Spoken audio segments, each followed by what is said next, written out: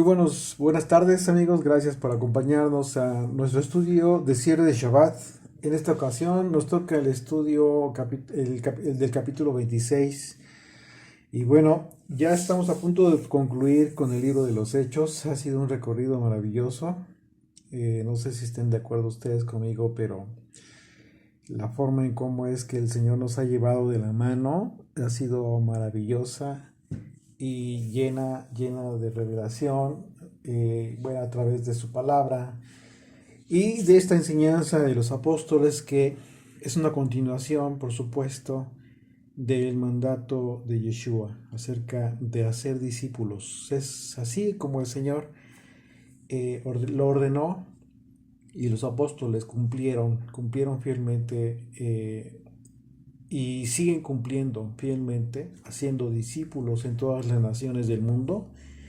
De hecho, tú y yo somos discípulos de Yeshua, no de los apóstoles, somos discípulos del Maestro, de aquel que dejó una enseñanza como herencia para todos aquellos que en él creen.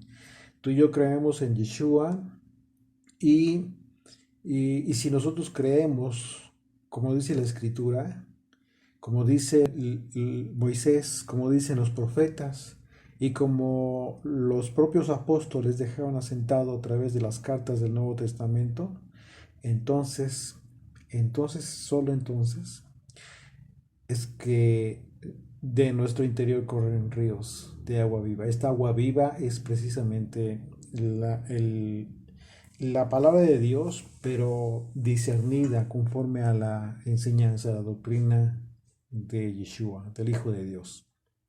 Esa es el agua viva que nosotros buscamos y que el Señor nos ha permitido recibir a través de un espíritu humilde, a través de el ánimo de querer aprender más, de querer conocer más el motivo por el cual fue enviado, que tuvo su culminación aquí en la tierra, en esa cruz.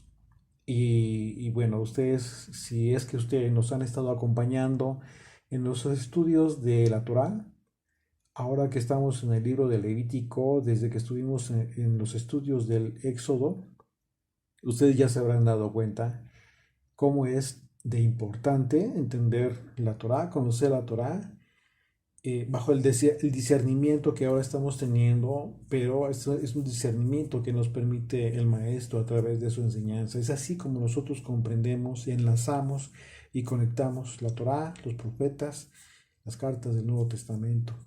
Es maravillosa la enseñanza del maestro. Así es de que en esta ocasión, pues bueno, ustedes recordarán el apóstol Pablo, después de haber eh, hablado con Festo, y quien estaba recibiendo, prácticamente estaba recibiendo el mandato del gobierno en esta entrega-recepción, ya estaba enterado de todos los pormenores de la detención del apóstol Pablo, de las acusaciones, y también en un momento dado, pues de esta intención por parte de los judíos.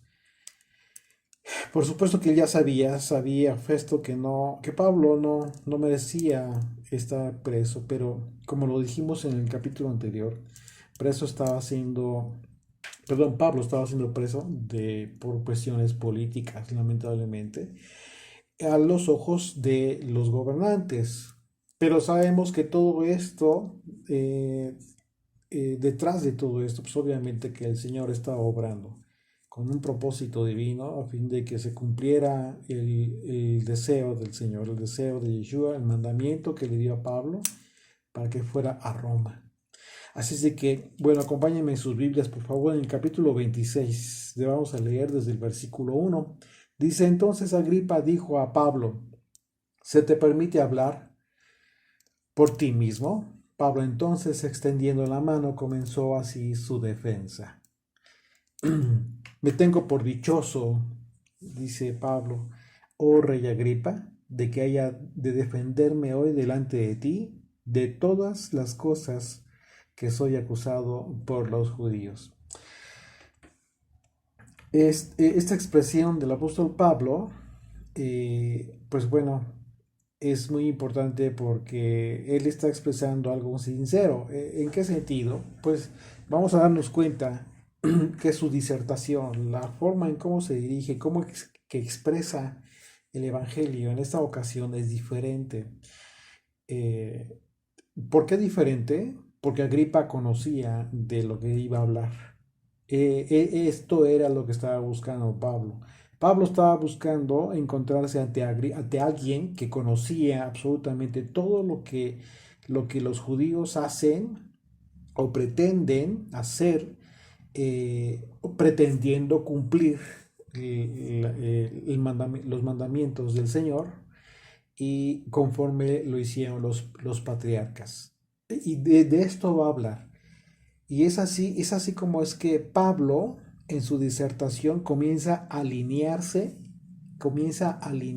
disertación, su defensa en este propósito. Es decir, su propósito de Pablo es decirle, exponerle a Agripa que justo lo que supuestamente todos estos judíos que lo estaban acusando, era lo que anhelaban, lo que buscaban acerca de su fe, pues era lo mismo que Pablo estaba haciendo, solamente que bajo la revelación que ya había recibido el apóstol Pablo, va a comenzar a hablar en un sentido muy confrontativo, es decir, no va a dejar absolutamente ninguna duda a Agripa de que efectivamente lo que ha hecho Pablo era cumplir con el anhelo de Dios, cumplir con el anhelo de todo creyente en el Dios de Israel acerca de la esperanza, una esperanza que desde Abraham recibió y que el cumplimiento había venido a través precisamente del Hijo de Dios, a través de esta semilla, de esta simiente, como lo expresó el Señor a Abraham.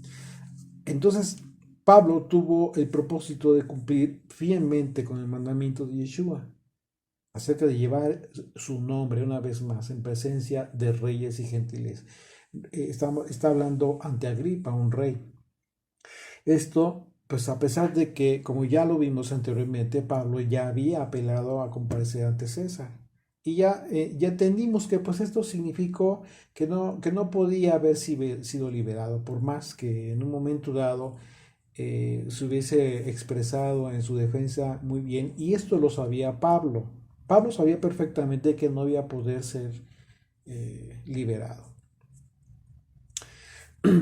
Y si esto es así, ¿por qué entonces el apóstol Pablo se esforzó en lo que él mismo llamó su defensa, como dice ahí en el versículo 2?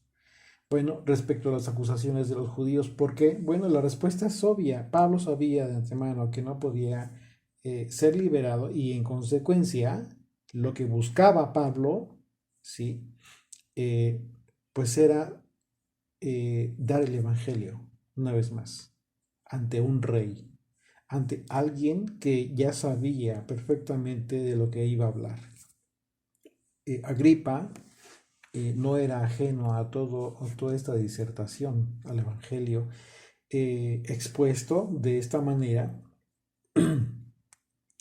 Y verso 3 dice, mayormente porque tú conoces todas las costumbres y cuestiones que hay entre los judíos. Aquí estamos confirmando por qué razón Pablo en su exposición iba a hacerlo de una forma diferente. Porque la diferencia de los anteriores con quien compareció, se supone que Agripa estaba muchísimo más involucrado en todo el tema de las costumbres y dice cuestiones. Aquí estamos hablando, va a hablar Pablo, está mencionando dos términos muy importantes que si se dan ustedes cuenta, la forma en cómo lo expresó también le hace ver a Agripa eh, el, la forma en cómo el pueblo judío se conducía y que también Agripa sabía, es decir, con problemas, con conflictos. La palabra costumbres en el griego es la palabra ethos, que significa uso prescrito por la ley, lo que implica la observancia de la ley en primera instancia, por supuesto. Sin embargo, esta palabra viene del verbo etzo, que es relativo al hábito o convencionalismo. Así es de que, bueno, más profundamente, ¿qué significa esto? ¿Por qué esta palabra nos lleva al concepto de convencionalismo? El convencionalismo se define como una actitud o pensamiento que considera como verdaderos aquellos usos y costumbres, la costumbre de la que está hablando, y pensamientos también que se consideran como verdaderos, ¿sí? Eh, como valores y normas que rigen el comportamiento de las personas en la sociedad. Entendiendo que estos conceptos, estos principios o costumbres se basan en acuerdos ya implícitos en este grupo o en la sociedad. Estamos hablando de estos religiosos del pueblo judío. ¿Qué significa entonces que haya dicho el apóstol Pablo, que haya hecho referencia al verso 3 a costumbres y cuestiones? Bueno, ahora bien, si Pablo hizo referencia al término costumbres, ligándolo con el término cuestiones, entonces vemos que la palabra cuestiones, que hace mención en el griego, es la palabra setema, que viene de la palabra seteo, que significa adorar a Dios, pero en un mal sentido, llevando a cabo una especie de complot, en algo contrario, como se utiliza la palabra complotar, como si fuera un complot contra la vida misma. Si ustedes ya están utilizando su diccionario Strong, se van a dar cuenta y cómo es que de las diversas palabras que se utiliza, cómo se pueden traducir. Llega un momento que ustedes pueden ligar estas dos palabras, la palabra costumbre y la palabra cuestiones. Si podemos nosotros armonizar los dos conceptos en el contexto en el que Pablo está llevando a cabo esta referencia, recordemos que está haciendo una defensa, está litigando el apóstol Pablo. Ese es el contexto. No podemos ver los conceptos como aislados de la intencionalidad que tiene el apóstol Pablo al estar hablando ante Agripa. Se está defendiendo y una vez más dice, dice desde el verso 2, dice, me tengo por dichoso, Agripa, de que haya de defenderme hoy delante de ti de todas las cosas de que soy acusado por los judíos.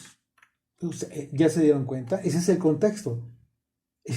Se está defendiendo, pero también los está acusando. Dice, mayormente porque tú conoces todas las costumbres y cuestiones. ¿Ok?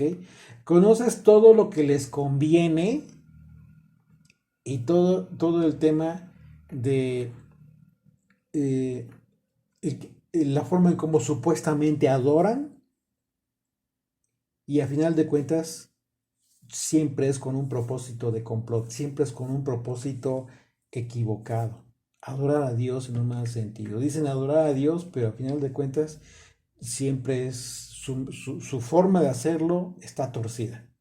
En términos muy simples, si ustedes analizan estos dos conceptos con calma, al momento de querer armonizarlo en el contexto de la defensa de Pablo, se van a dar cuenta que Pablo hizo referencia a los judíos que lo acusaban en ese sentido.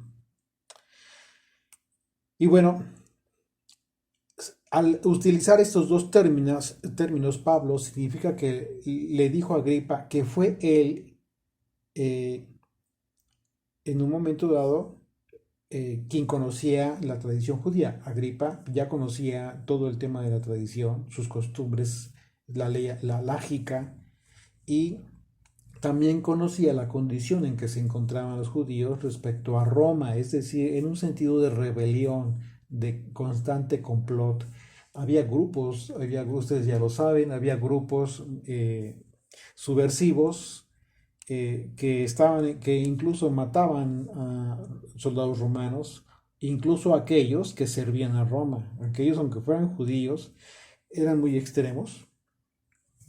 Así es de que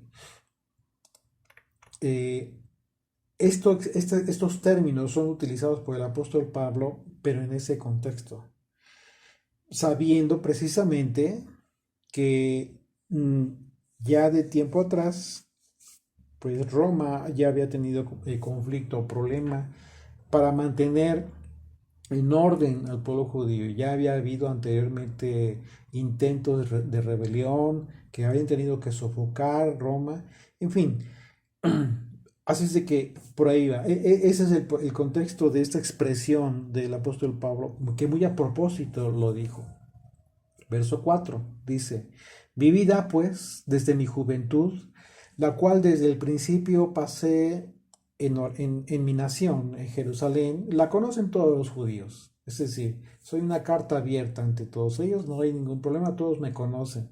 Los cuales también saben que yo desde el principio, si quieren testificarlo, conforme a la más rigurosa secta de nuestra religión, viví fariseo. Wow, aquí esto está duro, es duro, durísimo, sobre todo si estaban escuchando a los judíos.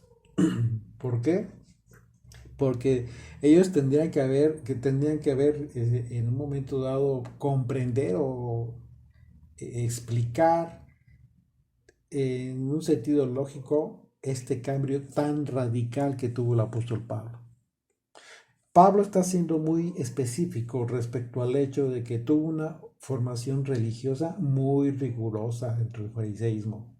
Con esto Pablo hizo énfasis acerca de su formación inicial, que siempre se identificó con los que ahora ya le estaban persiguiendo. Esto era necesario que así lo hiciera Pablo, porque su argumento para cambiar la perspectiva de su fe debía ser bien argumentado en su defensa, es decir, tendría que haber sido bien presentado. Es decir, yo viví y fui formado y fui tan religioso y tan fariseo como todos estos que me están acusando hoy en día. Lo que quedaba era que expusiera Pablo su cambio tan radical. Y esto,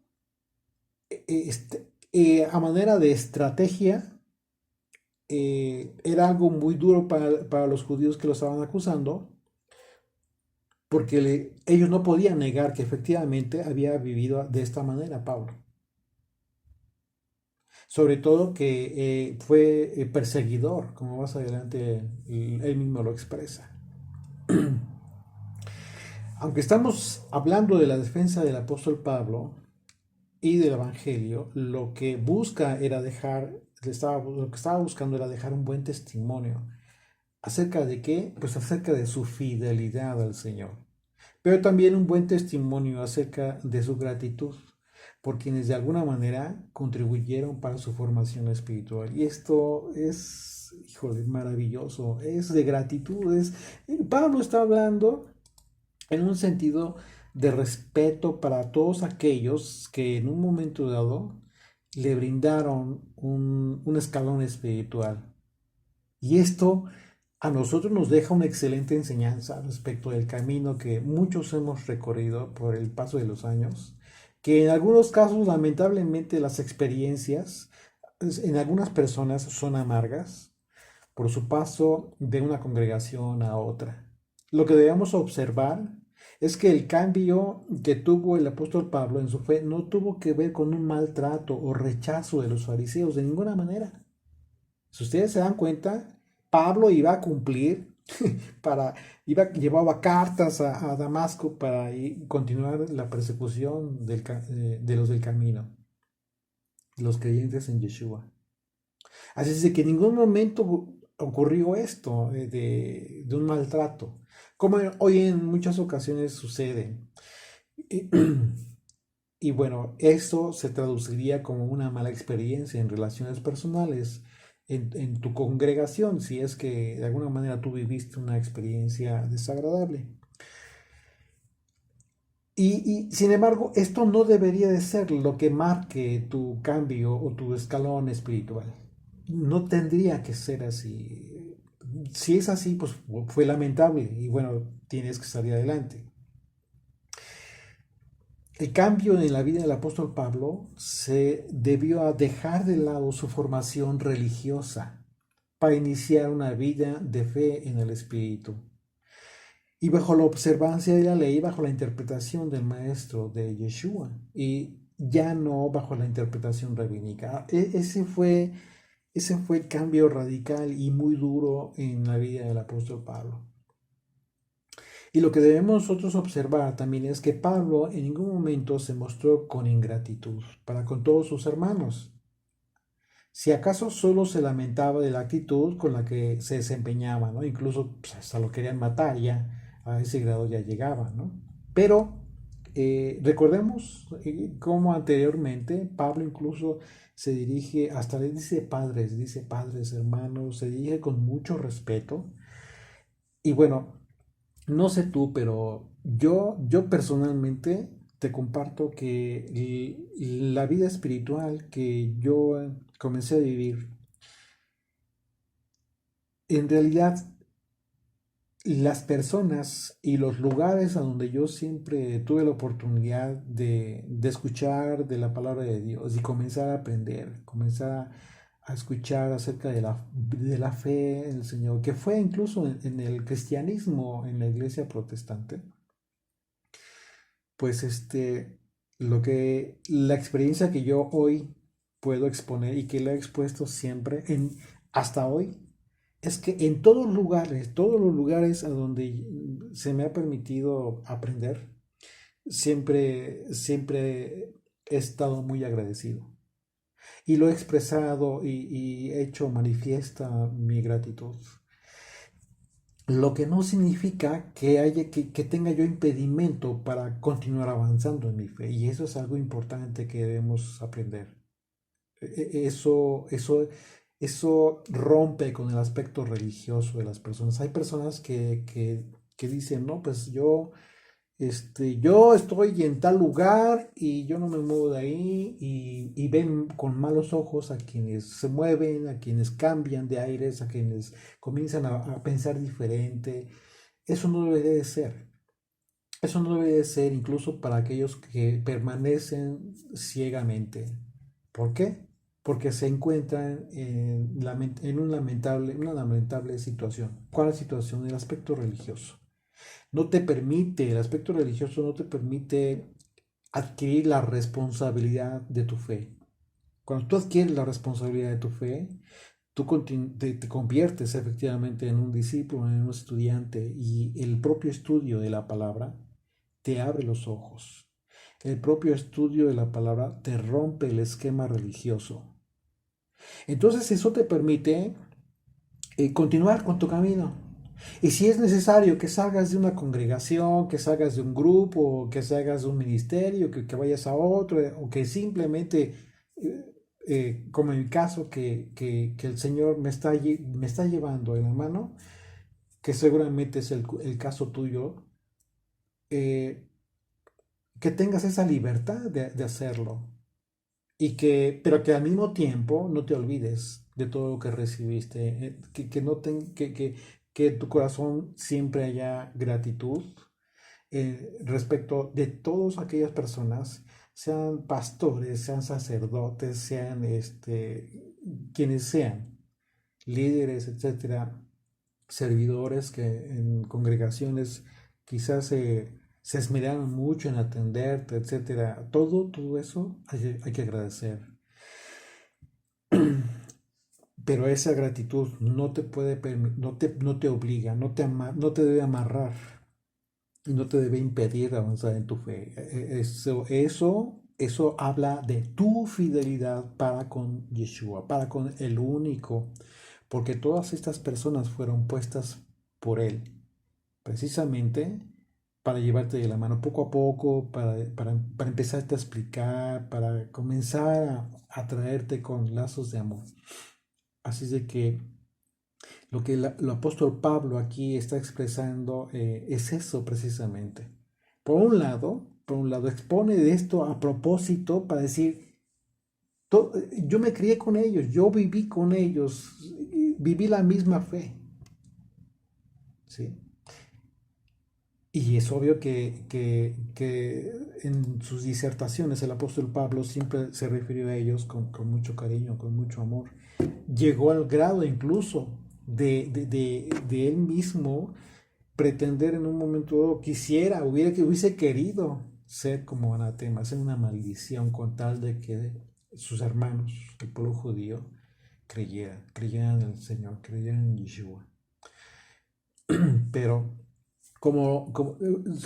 a Pablo le sucedió lo que le sucedió a Moisés, con todo y su amor hacia el pueblo, con toda y su intercesión de Moisés hacia el pueblo, de decir, ráeme a mí del libro de la vida, pero perdona a tu pueblo, no castigues a tu pueblo, etcétera, etcétera, hasta que el Señor dijo, tendré misericordia de quien yo tenga misericordia.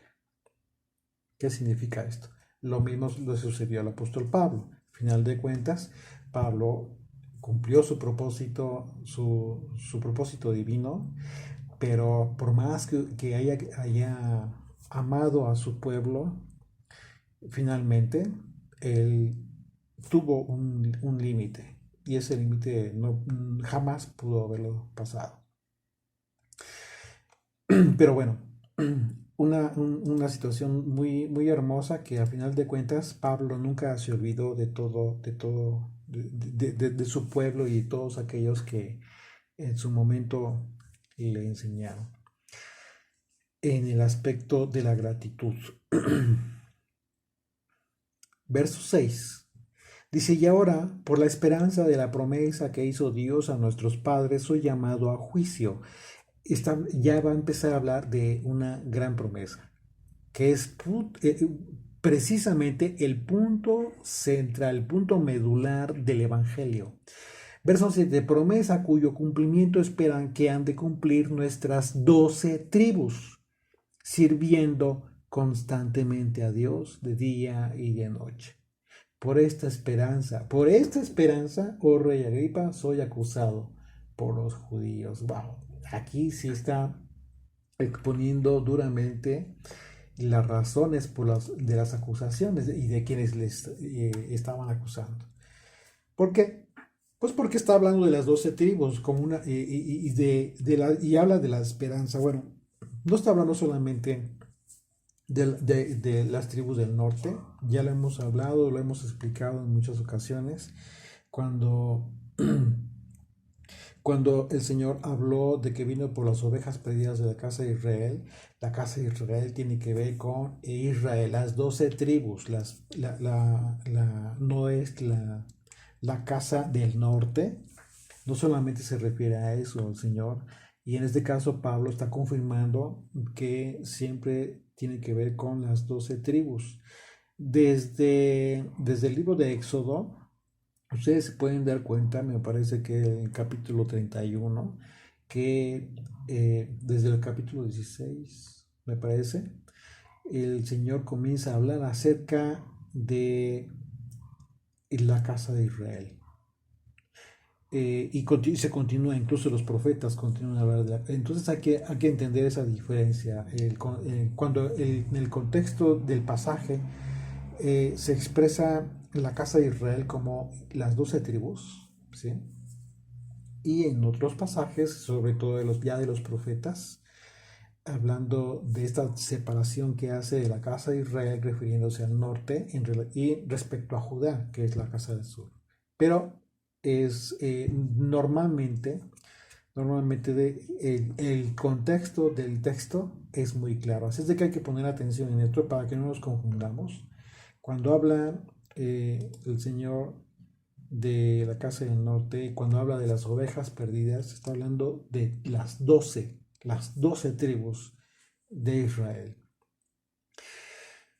Que independientemente que, aunque el pueblo judío estaba identificado como una de las 12 tribus, que con ellos se unió Benjamín, no significa que sean los únicos. Hay mucho pueblo judío disperso y que perdió su identidad. Por esa razón Pablo incluye a las 12 tribus y habla de su servicio de día y de noche. ¿Por qué? Por causa de esta esperanza. El apóstol Pablo citó las palabras de Pedro incluso. Cuando Pedro en su discurso en el pórtico de Salomón, después de que sanó a este hombre cojo, en ese momento Pedro confrontó a todos aquellos judíos que estaban sorprendidos por los milagros que Dios estaba haciendo por mano de los apóstoles. Recordemos este evento en Hechos capítulo 3. Del versículo 22 al 25 dice, porque Moisés dijo a los padres, ¿quiénes son los padres? Está hablando de todos aquellos antiguos que salieron de Israel, perdón, de Egipto, fueron liberados de Egipto. Dice, porque Moisés dijo a los padres, el Señor vuestro Dios os levantará profeta de entre vuestros hermanos como a mí. A él oiréis en todas las cosas que os hable. Y toda alma que no oiga a aquel profeta será desarraigada del pueblo. ¿De qué profeta está hablando específicamente? Hubo muchos profetas de Dios, pero ¿de qué profeta está hablando específicamente Moisés? De Jesucristo, de Yeshua, el profeta de profetas. Y tan es así que aquí está la advertencia. Y toda alma que no oiga a aquel profeta será desarraigada del pueblo. Y todos los profetas desde Samuel en adelante, cuantos han hablado, también han anunciado estos días. Vosotros sois los hijos de los profetas. Pablo está mencionando incluso lo que se había estado anunciando desde entonces, desde que lo anunció Moisés y posteriormente. Verso 25. Vosotros sois los hijos de los profetas y del pacto que hizo con vuestros padres, diciendo a Abraham, en tu simiente serán benditas todas las familias de la tierra. Wow. Aquí Pablo se remonta hasta la promesa de Abraham. Esta última parte del versículo 25 de Hechos 3 que mencionó Pedro es la promesa de la que está hablando Pablo aquí ante Agripa. La promesa a la que hizo referencia el apóstol Pablo es precisamente esta, que tiene que ver con la bendición de las familias de toda la tierra por causa de la simiente. ¿Cuál simiente? Yeshua, el Hijo de Dios. Es en quien las familias de la tierra son benditas. Todas las familias de la tierra son benditas en el Hijo de Dios. Esta promesa la recibió Abraham por causa de su obediencia cuando estuvo dispuesto a no negarse a sacrificar a su hijo Isaac.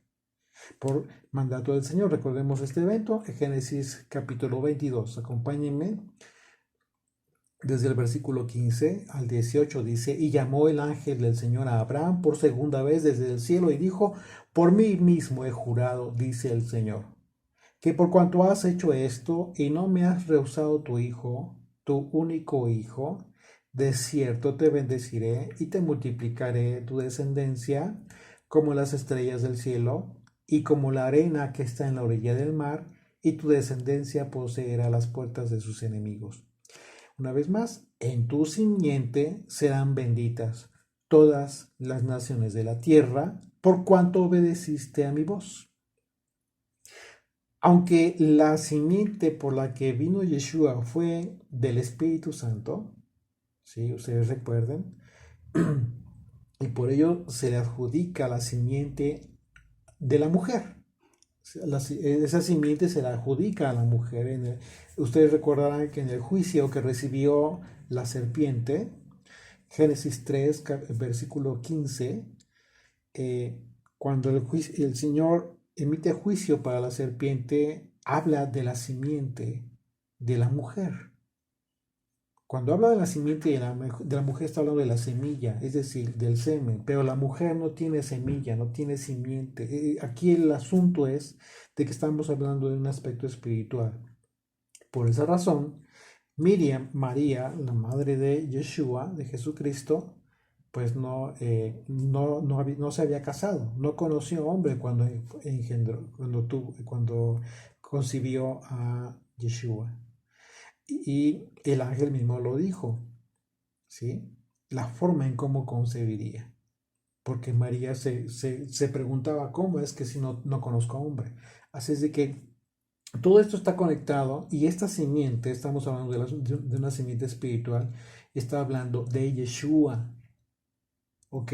Entonces, en esta simiente serían benditas todas las familias de la tierra. Por consiguiente, la promesa de la que está hablando el apóstol Pablo, que es la misma promesa de la que refirió Pedro ahí en el templo, pues es esta, Jesucristo. La línea de la descendencia conforme a las genealogías, a Yeshua le viene directamente de Abraham, precisamente el que recibió la promesa. Mateo 1, versículo 1. Ustedes pueden abrir sus Biblias, ahí pueden ver nada más en el versículo 1, lo dice claramente. Libro de la genealogía de Jesucristo, hijo de David, hijo de Abraham. ¿Ok? Así es de que esa es la razón por la cual esta simiente de la que está hablando y que es la promesa de la que está hablando el apóstol Pablo, tiene que ver con toda la bendición que recibirían las 12 tribus de Israel como una promesa, como una esperanza de vida eterna en el Hijo. ¿Y por qué? Precisamente por causa de la resurrección. Por causa de la resurrección. Ahora bien, ¿por qué podemos estar seguros de que el apóstol Pablo se refiere a la simiente como bendición para las familias de la tierra? Y que en esto consiste la promesa que le está dando, de la que le está hablando a Agripa. Pues porque el mismo Pablo refiere esto con mayor exactitud en la carta a los Gálatas. Vamos por favor acá a la carta a los Gálatas. Estamos hablando de la promesa, ¿eh? No estamos saliéndonos del tema. Estamos hablando de eso tan maravilloso de lo que está hablando el apóstol Pablo, porque precisamente estaba ante un hombre que sí entendía de lo que le estaba hablando. Por esa razón habló en estos términos Pablo con Agripa. Gálatas 3, por favor, versículos del 15 al 18. Dice, hermanos, hablo en términos humanos. Un pacto, aunque sea de hombre, una vez ratificado, nadie lo invalida, ni le añade. Ahora bien, a Abraham fueron hechas las promesas y a su simiente. ¿Ok? Una vez más, aquí está citando a esta simiente. No dice, y aquí te lo aclara, no dice y a las simientes como si hablase de muchos. No está hablando de Israel. Está hablando de una simiente. Dice, como, no dice y las simientes como si se hablase de muchos, sino como de uno. Y a tu simiente, la cual es Cristo, el Mesías, el ungido. Esto pues digo, el pacto previamente ratificado por Dios para con el Mesías, para con Yeshua, la ley que vino 430 años después, no lo abroga para invalidar la promesa. ¿Por qué? Porque está hablando en estos términos, porque la promesa fue dada a Abraham, cuando la ley fue posterior, la ley escrita, pero no la abroga. No abroga esta promesa, la confirma. Verso 18, porque si la herencia es por la ley, ya no es por la promesa, pero Dios la concedió a Abraham mediante la promesa. Una vez más, parece trabalenguas, pero cuando lleguemos a Gálatas vamos a explayarnos en esto que también es maravilloso. Verso una vez más, porque si la herencia es por la ley, ¿ok? Ya no es por la promesa, pero Dios la concedió a Abraham mediante la promesa. Dios concedió a Abraham Dios la concedió a Abraham mediante la promesa. ¿Por qué hablan de esos términos? Esto tiene relación, y lo vamos a ver en su momento, con la característica de Yeshua. ¿Por qué? Porque Yeshua mismo dijo que es antes que Abraham. Así es de que esta es la razón por la que el apóstol Pablo hace referencia a las 12 tribus de Israel. Porque no solamente se refiere a las 10 tribus como lo comentamos, porque que fueron dispersas, ¿no?, por el imperio asirio, etcétera, etcétera, sino que habla de las 12 tribus de Israel que se encuentran dispersas por todo el mundo y por haber perdido su identidad. Y esto es importantísimo poderlo entender. En esto se justifica esta esperanza de la que está hablando el apóstol Pablo. Una esperanza que, como él, tú y yo tenemos que compartir. La esperanza de la vida eterna que tenemos a partir de Yeshua como primicias de la resurrección. ¿Por qué? Porque perdieron su identidad y ahora se encontraban como gentiles todos estos, como extranjeros y ajenos a los pactos, ajenos a la promesa de la que está hablando el apóstol Pablo. ¿Sí? Pablo está exponiendo que su pasión está enfocada a llevar el nombre de la simiente, el nombre de Yeshua, a todos los gentiles, sirviendo constantemente a Dios de día y de noche por esta esperanza. Esta es una labor que a todo aquel que tiene un llamado, así debe ser. No importa cuán cansado estés, no importa cuánto te desveles, no importa lo que tengas que hacer, si realmente tienes el llamado, tienes esta pasión. Y tu pasión es compartir la esperanza de la resurrección, que es en Jesucristo, y todo lo que esto implica. Ser fiel a escuchar su doctrina y en consecuencia a vivir conforme a su enseñanza. Hechos 26, verso 8 dice que, y fíjense el cuestionamiento, dice que se juzga entre vosotros cosa increíble que Dios resucite a los muertos, y va con tubo Pablo. Está hablando, ¿no?, del tema fundamental que justifica en este caso la promesa. Precisamente, Pablo hace referencia a la resurrección como la señal de la promesa cumplida por parte de Yeshua. Y el motivo de su expresión acerca de que se juzgará cosa increíble, que Dios resucite a los muertos, pues tiene que ver precisamente con una profecía anunciada a los padres de Yeshua. Cuando estaba muy pequeñito, recién nacido, cuando fue llevado al templo a Jerusalén, ustedes recordarán ahí en Lucas capítulo 2, acompáñenme sus Biblias por favor. Vamos a recordar este evento. Vamos a ver cuál es la verdad contradicha. La verdad que fue contradicha, que hasta se pagó para que se mantuviera una mentira, que al final de cuentas hasta la época del apóstol Pablo se creía. Pero por esa razón, Pablo, una vez más, a propósito, con argucia y con una estrategia específica, hace este cuestionamiento. ¿Qué? ¿Se juzga entre vosotros cosa increíble que Dios resucite a los muertos? Esto no lo podía negar, por supuesto que no. ¿Por qué? Porque la resurrección está en la Torá. Dios no es Dios de muertos, sino de vivos. Y cuando lo dijo Yeshua, hizo una referencia a los patriarcas precisamente. ¿Ok?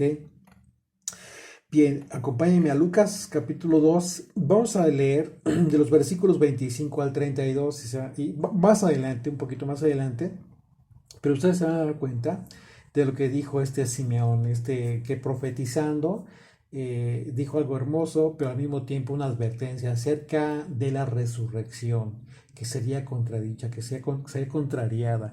Dice, y he aquí había en Jerusalén un hombre llamado Simeón, y este hombre, justo y piadoso, esperaba la consolación de Israel, una vez más. ¿Estaba qué? Esperando la promesa, o sea, estaba esperando precisamente que se cumpliera la promesa. Y el Espíritu Santo estaba sobre él en ese momento. Por esa razón va a decir lo que va a decir, lo que vas a escuchar. Porque el Espíritu Santo estaba sobre él y le había sido revelado por el Espíritu Santo que no vería la muerte antes que viese al ungido del Señor. Imagínate que a ti te hagan esta promesa, ¿no? En ese momento, ándale. No, pues imagínate, ese Señor, ya te imaginarás cómo estaba. Verso 27, y movido por el Espíritu vino al templo. Y cuando los padres del niño Yeshua lo trajeron al templo para hacer por él conforme al rito de la ley, o sea, es decir, todo este rito, el aspecto ritual, el mandamiento, la ofrenda que se tenía que llevar a cabo. Verso 28, él le tomó en sus brazos, tomó a Yeshua en sus brazos y bendijo a Dios diciendo, ahora Señor, despides a tu siervo en paz, conforme a tu palabra, porque han visto mis ojos tu salvación, la cual has preparado en presencia de todos los pueblos, luz para revelación a los gentiles, a los extranjeros, a los que están sin Dios, y gloria a tu pueblo Israel. La profecía que vio Simeón al ver al ungido de Dios, a este bebé, a Yeshua, refiriendo que había visto la salvación de Israel, nosotros la confirmamos, la podemos ver a través de las palabras de Isaías. El profeta Isaías en el capítulo 42 dijo, fíjense, verso 6, dice, yo el Señor te he llamado en justicia y te sostendré por la mano y te guiaré y te pondré por pacto al pueblo, por luz de las naciones. Lo que las palabras de Simeón habló de esta luz, de esta salvación, luz para revelación de los gentiles, para entendimiento de los gentiles, para que los gentiles dejen de ser gentiles y encuentren su identidad con el Señor, para con el Señor. Entiendan que son pueblo de Dios. ¿Cómo? A través de esta hermosa promesa, a través de Jesucristo. Aquí la palabra naciones, en la palabra hebrea es goy, que significa extranjero o gentil. Entonces, de acuerdo a la profecía de Simeón, dice así, ¿sí? Él expresó esto. Una vez más, Lucas 2, verso 29. Ahora, Señor, despides a tu siervo en paz conforme a tu palabra, porque han visto mis ojos tu salvación, la cual has preparado en presencia de todos los pueblos, luz para revelación a los gentiles y gloria de tu pueblo Israel. Y continúa Isaías 49, verso 6. Dice, poco es para mí que tú seas mi siervo para levantar las tribus de Jacob, las tribus de Israel, y para que restaures el remanente de Israel. También te di por luz de las naciones, para que seas mi salvación hasta lo postrero de la tierra. De manera que todo aquello que se opondría a la obra de restauración de Israel, tendría como objetivo principal negar la resurrección de Jesucristo, y fue así como lo profetizó Simeón. Continúa ahí sigan conmigo en Lucas 2, verso 33. Dice, y José y su madre estaban mirando, maravillados de todo lo que se decía de él. Y los bendijo Simeón y dijo a su madre María, fíjate, dice, he aquí, este está puesto para caída y para levantamiento de muchos en Israel, y para señal que será contradicha. ¿Cuál señal? La señal de la resurrección.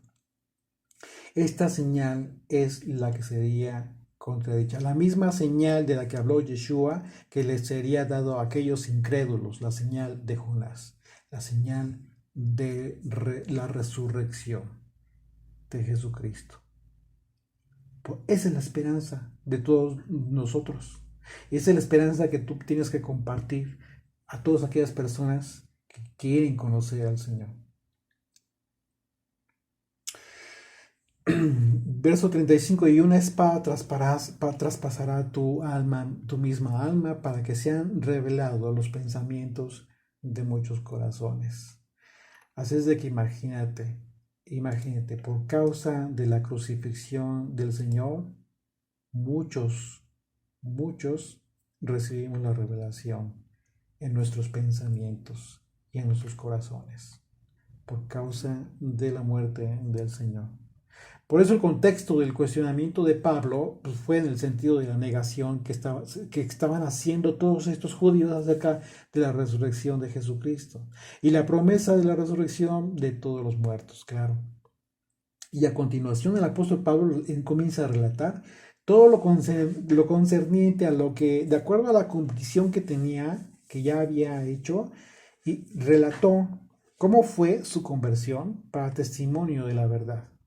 Sin embargo, observemos que Pablo hizo referencia a los puntos medulares del Evangelio de Jesucristo antes de relatar su conversión. Y lo hizo justo enseguida de haber confirmado su formación religiosa, como para poner el contraste, dando a entender que la promesa de la simiente dada a Abraham y la resurrección de los muertos son temas que tienen que ver con la fe hebrea antigua.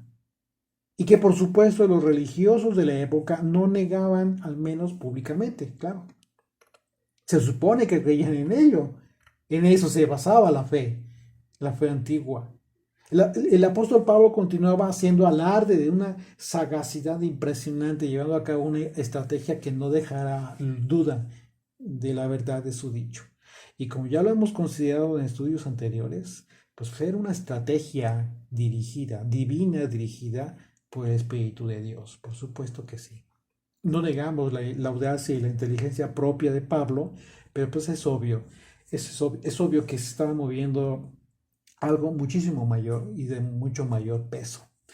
Porque también el aspecto negativo, el aspecto espiritual de maldad, pues estaba moviéndose, por supuesto. Pero Pablo no estaba solo. Y por esa razón el Señor le dijo que estaba con él, lo iba a apoyar, estaba respaldando, le dijo, ánimo Pablo, continúa. Verso 9, yo ciertamente había creído mi deber hacer muchas cosas contra el nombre de Yeshua de Nazaret, lo cual también hice en Jerusalén. Yo encerré en cárceles a muchos de los santos, habiendo recibido poderes de los principales sacerdotes. Está hablando de las cartas y autorizaciones que recibió para ir a perseguir a los creyentes en Yeshua. Y cuando los mataron, yo di mi voto. Terrible. Aquí está recordando lo que sucedió con Esteban. Verso 11. Y muchas veces, castigándolos en toda la sinagoga, los forcé a blasfemar. Y enfurecido, sobremanera contra ellos, los perseguí hasta en las ciudades extranjeras. Justo hasta. Iba en el extranjero con autorizaciones precisamente para eso. Verso 12. Ocupado en esto, iba yo a Damasco con poderes y en comisión de los principales sacerdotes, cuando a mediodía, oh rey, yendo por el camino, vi una luz del cielo que sobrepasaba el resplandor del sol, la cual me rodeó a mí y a los que iban conmigo. Habiendo caído todos nosotros en tierra, oí una voz que me hablaba y decía en lengua hebrea, Saulo, Saulo, ¿por qué me persigues? Dura cosa te es dar cosas contra el aguijón. Está relatando el momento precisamente de este destello que le dejó ciego y en el que escuchó la voz del Señor. Verso 15, yo entonces dije, ¿quién eres, Señor? Y el Señor dijo, yo soy Yeshua, a quien tú persigues. Pero levántate y ponte sobre tus pies, porque para esto he aparecido a ti. Aquí está el motivo de esto que sucedió. Para esto he aparecido a ti. Para ponerte por ministro, es decir, por un servidor y testigo de las cosas que has visto y de aquellas en que me apareceré a ti. librándote de tu pueblo y de los gentiles, a quienes ahora te envío, para que abras sus ojos, para que se conviertan de las tinieblas a la luz y de la potestad de Satanás a Dios. Fíjate qué impresionantes palabras está utilizando Pablo. Por supuesto, y con razón, llega el momento en que quienes le escuchaban dijeron, por poco me convences, Pablo. Pues imagínate con esta disertación tan impresionante, hablando de la potestad de Satanás, de las tinieblas, de la fuerza, del poder que tiene los espíritus de maldad, Satanás mismo, y, pero también del poder absoluto, contundente de Dios. Verso 18 nuevamente dice, para que abra sus ojos, para que se conviertan de las tinieblas a la luz, es decir, para que dejen de ignorar a Dios y que le conozcan. Eso significa venir a la luz, conocer a Dios. Y de la potestad de Satanás a Dios para que reciban por la fe, ¿ok? Por la fe que es en mí. ¿Qué significa esto? Para que reciban por la fidelidad que es en el Hijo de Dios, en Yeshua, perdón de pecados y herencia entre los santificados. Así es que el apóstol Pablo habló de convertirse de las tinieblas a la luz y a la potestad de Satanás a Dios. Dejar todo el mundo de una vida sin conocer a Dios, con la ausencia total de Dios, para venir a Él, para venir a la luz, para tener una vida diferente, distinta, tener un concepto y un proyecto de vida totalmente diferente, una perspectiva de tu propia vida totalmente diferente. ¿Okay? Todo aquel que permanece en el desconocimiento de Dios permanece bajo la potestad de Satanás. Si yo te lo explico de esta manera, si tú le dices a alguien que no conoce al Señor y le preguntas, ¿tú te gustaría estar bajo la potestad de Satanás? Se va a espantar y te va a decir, no, pues, ¿cómo crees? Lo que no sabes es que así está.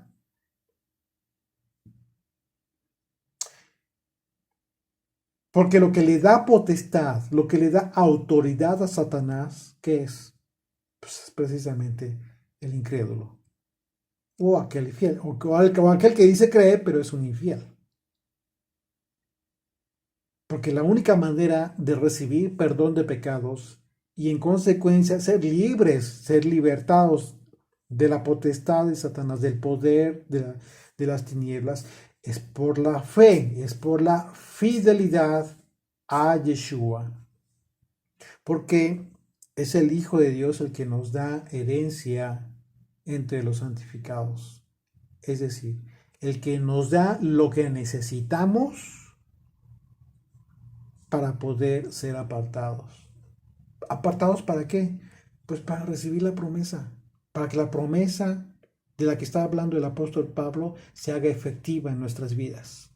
Primera de Pedro, acompáñenme, primera de Pedro capítulo 2, verso 9 dice, mas vosotros sois linaje escogido, real sacerdocio, nación santa, pueblo adquirido por Dios. Pedro está refiriéndose a aquel momento justo previo antes de recibir la Torá en el Sinaí. Aquel momento en que el pueblo se comprometió y le respondió al Señor, todo lo que diga el Señor, eso haremos. Porque previamente el Señor le ordenó a Moisés, ve y dile al pueblo que si aceptan mi pacto, será mi especial tesoro, un reino de sacerdotes, gente santa. De esto está hablando el apóstol Pablo. No te creas que estás ocupando el lugar de los levitas. No tiene nada que ver con eso, absolutamente nada que ver con eso. para que anunciéis las virtudes de aquel que os llamó de las tinieblas a su luz admirable. Para eso. ¿Cómo vas a hacerlo? Pues a través de la ley que se recibió desde Sinaí. Pedro está citando aquel evento, aquel momento. Desde ese entonces, Pedro está hablando en ese sentido. Sois linaje escogido, real sacerdote. ¿Por qué? Porque Él nos escogió. Él escogió a Israel desde que lo liberó, desde que envió a Moisés. Nación santa, pueblo adquirido por Dios, para que anuncie las virtudes de Jesucristo, que es el que llama de las tinieblas a su conocimiento admirable. Vosotros que en otro tiempo no erais pueblo, pero que ahora sois pueblo de Dios. ¿Qué es lo que te hace ser pueblo de Dios en este contexto? Tener la ley de Dios, el testimonio de Jesucristo y la ley. Que en otro tiempo no habíais alcanzado misericordia, pero ahora habéis alcanzado misericordia. Claro, porque también lo dijo a Moisés el Señor. Tendré misericordia de que tenga misericordia. De manera que la fidelidad a Yeshua no implica la herencia de la santidad por cuanto que somos fieles la santidad por cuanto que somos nosotros fieles a la enseñanza de Yeshua. A nosotros nos implica esto. Esta es nuestra herencia. Así es de que ser fiel ser a Yeshua es un concepto que realmente tienes que analizar con mayor profundidad, porque en esto te vale la vida eterna. Verso 19, por lo cual, oh rey Agripa, no fui rebelde a la visión celestial. ¿Ok? Aquí está diciendo, simplemente obedecí.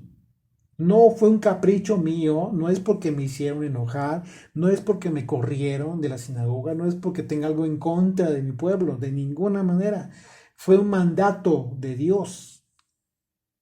No fui rebelde a la visión celestial, sino que anuncié primeramente a los que están en Damasco y en Jerusalén y por toda la tierra de Judea y a los gentiles que se arrepintiesen y se convirtiesen a Dios. Está hablando del Dios de Israel, del mismo Dios en que los judíos creen, estos que lo están acusando. Lo que está haciendo el apóstol Pablo es lo mismo que ellos hacían, solamente que a través del proselitismo, ¿no? Había muchos judíos prosélitos. Hoy en día, muchos que dicen ser judíos no son judíos, son prosélitos. La escritura en Hechos capítulo 2 hace esta diferencia. Dice la escritura que allá en Jerusalén había judíos y prosélitos. ¿Qué significa esto? Que un prosélito jamás va a ser un judío natural. Que no se engañen, ¿no? Hoy en día sigue habiendo esto, pero con un enfoque distinto. Son personas que no creen en Jesucristo, no creen en Yeshua, el Mesías. ¿Qué es lo que hacen? ¿Por qué hacían proselitismo desde aquel entonces? Pues para que creyeran en el Dios de Israel, solamente que bajo sus reglas, ¿no? En este caso, Pablo, ¿qué está diciendo? Lo que está haciendo es llevar el evangelio, llevar este mensaje y este mandamiento, cumplir el mandamiento de Yeshua, de la visión celestial que recibió.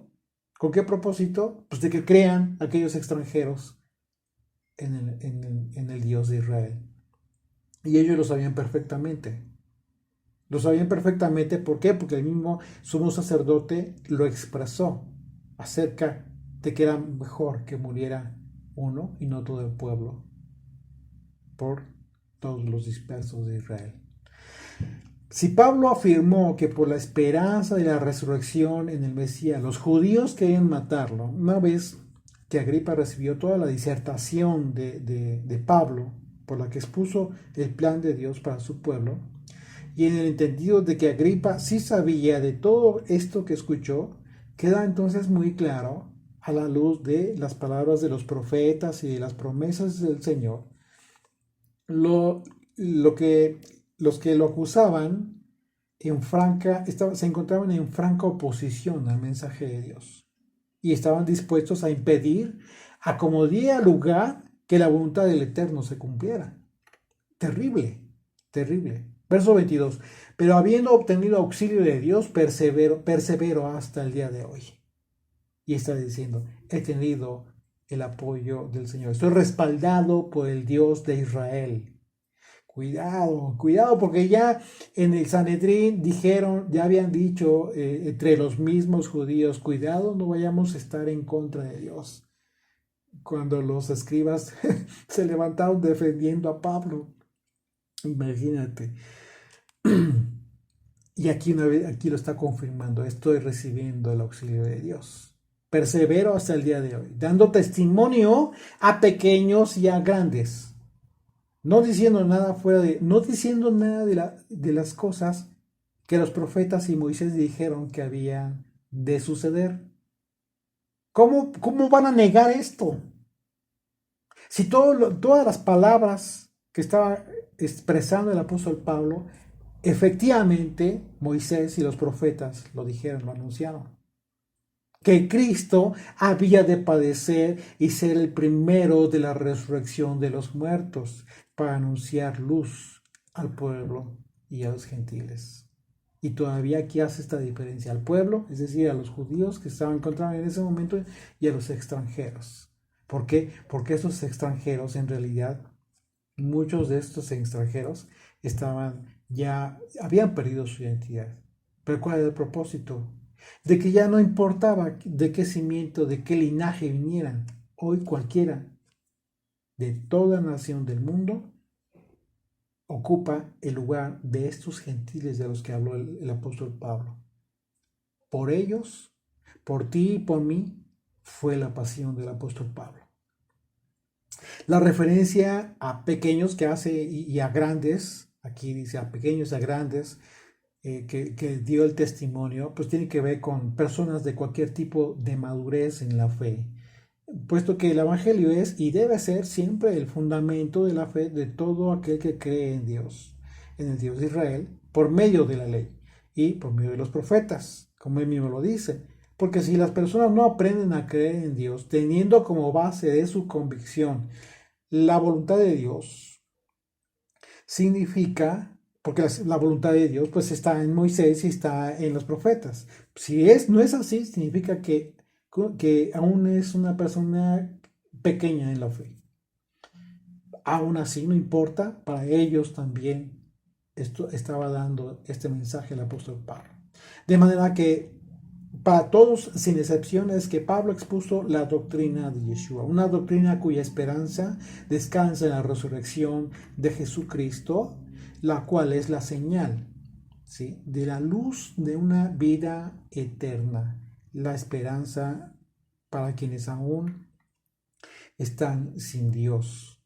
Y por supuesto, para todos que ya creemos, mantenemos firme y esta esperanza y no solamente nos la quedamos, sino que la compartimos.